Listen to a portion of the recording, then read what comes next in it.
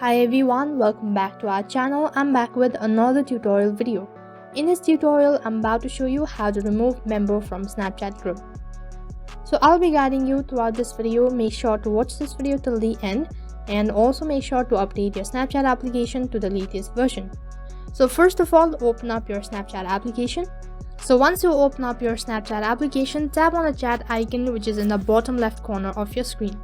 So after you open up your chat page, just open up the group that you want to remove a member from.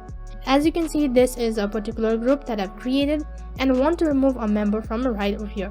So you can tap on the profile icon in the top left corner of your screen. So once you tap on it, on the other page you have the info about the group member. You can see in the top right corner of your screen there is a 3-dot icon, and once you tap on it there is a pop-up and there are a list of options. You can see there is no such option as remove a member. Now there's no such option as remove member on Snapchat group.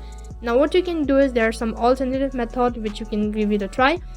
First one is you can simply leave this group just by tapping on leave group, and after that you'll exit out of this particular group. What you can do is you can simply notify the person that you don't want them to be added on the group and ask him or her to leave the group, and that is the only way to remove the member.